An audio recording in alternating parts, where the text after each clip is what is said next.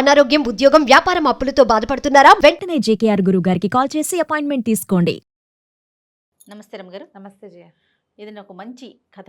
భక్తుల కథ చెప్తాం. ఆ, సక్కుబాయి కథ చెప్పుకుందాం. ఆ, ఈ మరాఠీ ప్రాంతంలోని మరాఠా దేశంలోనే ఒక భార్యాభర్త ఉండేవాళ్ళు. వీళ్ళు చాలా భక్తులు.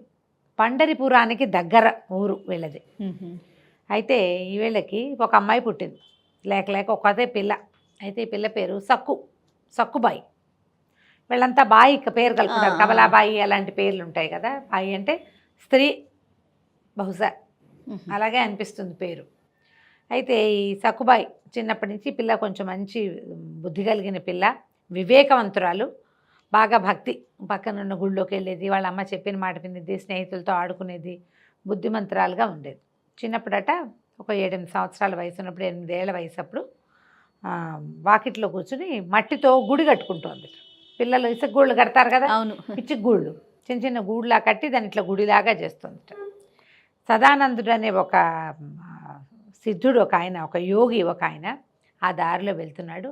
ఆయన ఏదో జపం చేసుకుంటూ వెళ్తూ ఆయన కాలు ఈ గుడి మీద పడింది. పిల్ల కట్టుకుంటున్న ఇసుగూడు మీద పడేసరికల్లా ఇసుగూడు అణిగిపోయింది. పిల్ల బెక్కమొహం వేసి ఏడుపు మొహంతో చూసింది ఆయనకేసి. ఆయనకి తెలిసింది తనేం చేశాను. చూసుకుని అమ్మ నెత్తి మీద చెయ్యేసి చెప్పేట, సృష్టి బ్రహ్మదేవుడు ఇలాంటి మృణ్మయ మందిరాలు నిర్మిస్తాడు, మట్టితో చేసేవి. ఆ మృణ్మయ మందిరాలు మట్టి మందిరాలం మనము. ఈ మృణ్మయ మందిరంలో ఒక తన్మయ మందిరాన్ని నిర్మించాలి. మట్టి గూడు, భగవంతుడు నిర్మించిన మట్టి గూట్లో జీవుడు ఉంటాడు. మనం నిర్మించిన తన్మయ మందిరంలో అంటే తనువుతో లోపల చేసినటువంటి గుడిలో భగవంతుడు ఉంటాడు. ఆ తన్మయ మందిరంలో భగవంతుడిని ఉంచాలంటే చిన్మయ స్ఫూర్తి కావాలి. దానికి చిత్ ఏమిటో తెలుసుకోవాలి. మనము కానిది ఇంకొకటి ఏదో ఉంది. ఇది మనం కదా, నేను నువ్వేమైనా చేసావా? నువ్వు ఏదో క్రియ చేస్తే మానవుడు, ఒక మనిషి పుట్టాడు. నీవు ఏ క్రియ వల్ల మానవుడు జన్మించాడో ఈ క్రియకి ఈ మానవుడికి సంబంధం లేదు. ఇది వేరే స్వరూపం. అంటే ఇప్పుడు ఈ క్రియ వరకే నీది. ఈ క్రియలోంచి ఒకడు జన్మించడం అనేది నీ ప్రమేయంతో జరగదు. అలా దానంతటా జరిగిపోతుంది. ఆ జరిపేవాడు బ్రహ్మ. అతను ఏం చేస్తాడు, ఇందులో ఒక జీవుడిని ప్రవేశపెడతాడు.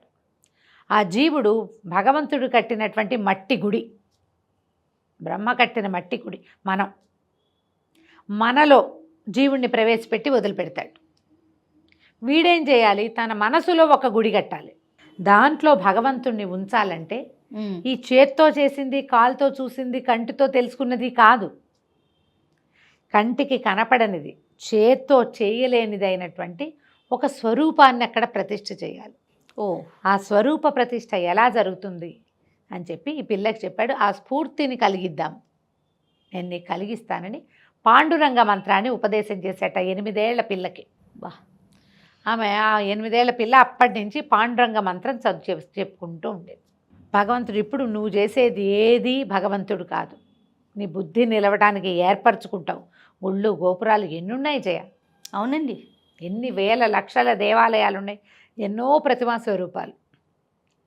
ఈ స్వరూపం మనకి ఎందుకు పెడతారంటే మన బుద్ధి ఒక స్వరూపం యందు నిలబడ్డానికి. దాని యందు నిలబడ్డాక దాని పైది ఏమిటి, అసలు భగవంతుడు ఈ స్వరూపంలో ఎందుకు కనపడుతున్నాడు, ఎందుకు ఈయన చతుర్భుజమూర్తిగా ఉంటాడు, నీలాగా నాలాగా ఎందుకు లేడు, లీలామానుష విగ్రహుడిగా ఎలా ఉన్నాడు, ఒక లింగాకారంలో ఎట్లా ఉన్నాడు, ఆమె అంత 18 చేతులు పెట్టుకుని ఎందుకు ఉంటుంది, మనలాగా ఎందుకు ఉండదు, అంట్ల చెంబులు తవ్వుకుంటూ లేదే అమ్మవారు.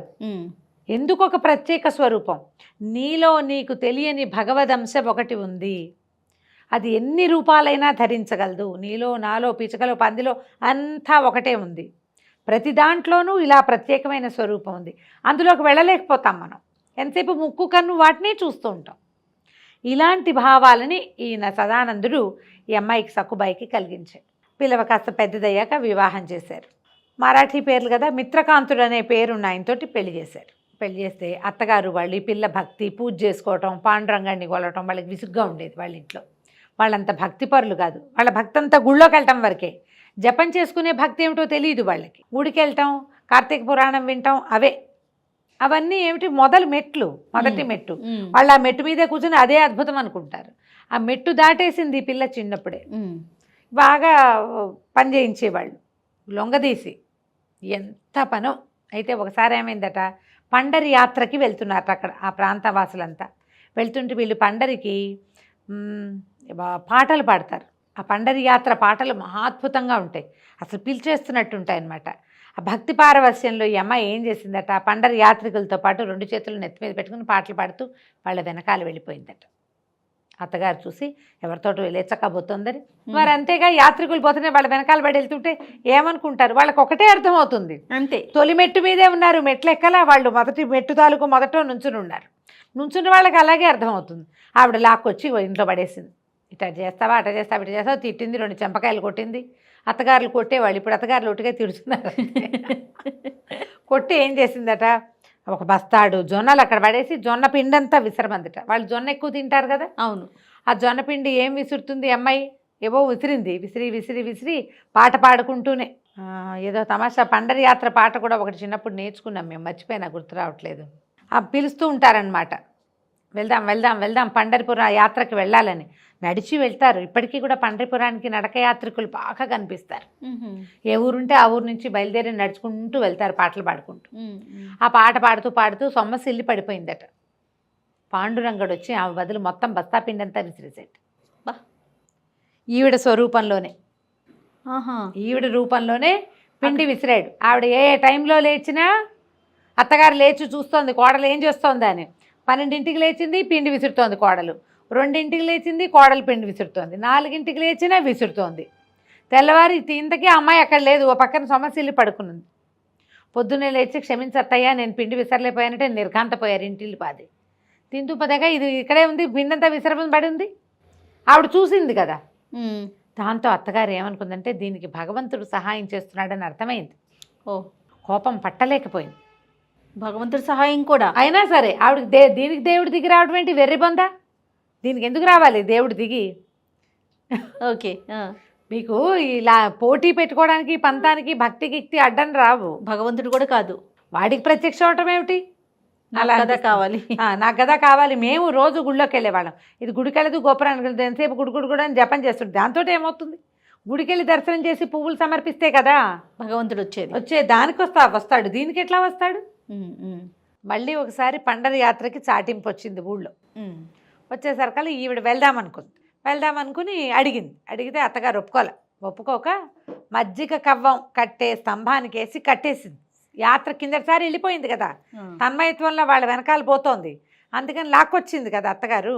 ఈసారి కట్టేసింది, వెళ్ళిపోకుండా ఉండటానికి తాడేసి కట్టేసింది.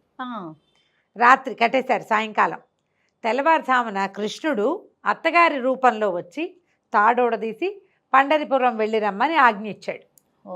అత్తగారే ఒప్పుకుంది కాబట్టి ఈవిడ భజన చేసుకుంటూ ఆ వెళ్తున్న జనాలతో పాటు ఆవిడ వెళ్ళిపోయింది. కృష్ణుడు అప్పుడు సక్కుబాయి వేషంతో ఆ స్తంభానికి వేసి కట్టేసుకున్నాడు. పాండురంగడే ఆయనే బంధింపబడ్డాడు సక్కుబాయి బదులు. చిన్నప్పుడు వాళ్ళ అమ్మ కట్టేసింది ఒకసారి ఈయన్ని. దేనికేసి కట్టింది, రోడ్డు కట్టింది.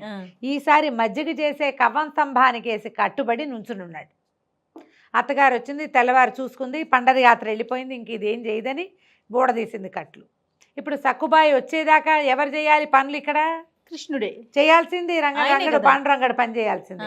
ఇక అక్కడి నుంచి పొద్దున్నే వాకిలు ఉడిచాడు, మజ్జిగ చిలికాడు, వెన్న తీశాడు, జొన్నలు దంచాడు, రొట్టెలు చేశాడు, సంకటి చేశాడు, అత్తగారి కాళ్ళు పిసికాడు, భర్తతో ముచ్చటగా సల్లాపంగా ప్రవర్తించాడు. ఇక తన భక్తురాలు వెళ్ళి సశరీరంగా పాండురంగడిని చూసే వరకు కూడా రోజుల తరబడి అత్తారింట్లో సేవించాడు.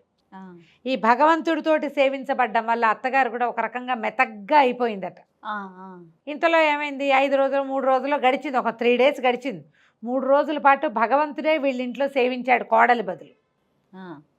అక్కడికి ఆ పండరి యాత్రకు వెళ్ళి వాళ్ళ ఊరు పక్కనే దగ్గరే కదా, 3 రోజుల్లో అయిపోతుంది యాత్ర. తిరిగి వచ్చిన వాళ్ళు ఎవరో సక్కుబాయిని అక్కడ చూసామన్నారు. వీళ్ళింటో చెప్పేసరికి వీళ్ళు నిర్ఘాంతపోయారు. రోజు ఇక్కడే ఉంది కదా, పండరి యాత్రకు ఎట్లా వెళ్తుంది? ఆ యాత్రకు వెళ్ళింది ఎప్పుడు? ఒకరోజు తెల్లవారుజామున 3 రోజుల నాడు తెల్లవారుజామున అత్తగారు చూసేసరికల్లా సక్కుబాయి స్తంభానికి ఏ తాడుతో తను కట్టేసిందో అదే తాడుతో కనపడింది. ఈ 3 రోజులు ఆమె నవ్వు, ఆమె మందహాసం, ఆమె పని తలుచుకునేసరికల్లా వీళ్ళకి ఒళ్ళు జలదరించిపోయింది. ఎవరొచ్చి సక్కుబదులు తమని సేవించారో వీళ్ళకి అర్థం కాల. అక్కడికి వెళ్ళి భగవంతుని చూసిన సక్కుబాయి ఆయనలో లీనమైపోయిందట. తిరిగి రాల వెనక్కి. వీడికి ఇక్కడ సక్కు మరణించిందన్న వార్త వచ్చింది, శరీరం పడిపోయింది, ఆమె ఆత్మ భగవంతుడిలో లీనమైపోయింది. వీళ్ళకి కబురు వచ్చింది. వీళ్ళకి పరిగెత్తుకుంటూ వెళ్తే ఏముంది, వీళ్ళ ఇంట్లో లేదు సక్కుబాయి, అక్కడుంది ఆమె శరీరం. ఆమెను తెచ్చుకుని దహనం చేసుకున్నారు వీళ్ళు. అట్లా సక్కుబాయి భగవంతుడిలో లీనం అవడానికి 8వ ఏట సదానందుడు అనేటువంటి సిద్ధుడు ఇచ్చిన మంత్రంతో అట్లా భగవంతుడినే పట్టుకుని పట్టుకుని పట్టుకుని పట్టుకుని చివరికి ఆయన్ని చూడాలన్న, స్వరూపం చూడాలన్న కోరికతోటి ఆయన్ని చూసి ఆయనలోనే ఐక్యమైపోయిందట సతీ సక్కుబాయి. ఇది కూడా సినిమా ఉంది, అంజలిదేవి గారు యాక్ట్ చేసింది. ఓకే, బాగుంటుంది, పాటలు కూడా చాలా బాగుంటుంది. నాకు గుర్తులేవు కానీ సినిమా బాగుంటుంది. నేను బాగా చిన్నప్పుడే చూసావు, 10-12 ఏళ్ళు అప్పుడు అయ్యి ఉంటుంది. నాకు మామూలుగానే అంజలిదేవి అంటే చాలా ఇష్టం. ఓకే, నా నవ్వు అది బాగా నచ్చుతాయి నాకు. నాకు రౌండ్ ఫేస్ ఇష్టం అని చెప్తుంటాను ప్రతిసారి నీకు. అంజలిదేవేనా? రైట్, చాలా ఇష్టం నాకు. ఓకే, నచ్చడానికి ఏముంది, మనకు ఎవరో ఒకళ్ళు నచ్చుతుంటారు కదా, ఫ్యాన్స్ అని చెప్పడానికి వీల్లేదు, వాళ్ళు నచ్చుతారు, బాగా యాక్ట్ చేస్తారు, సినిమా చాలా బాగుంటుంది. ఇదే కథ నడుస్తుంది అన్నమాట. మనకి ఇలాంటి భక్తుల గాథలు ఎన్ని కనపడతాయో. అయితే వీళ్ళు మళ్ళీ ఎప్పుడో ఏదో మనకి ముందు యుగం వాళ్ళు కాదు, కలియుగంలో వాళ్ళే. అవును, భక్త తుకారాం కథ ఒకటి ఇలాంటిదే, అది ఆ కథ కూడా చిత్రమైన గాథలు. చాలా బాగుంది రమ్మగారు. నమస్తే. నమస్తే.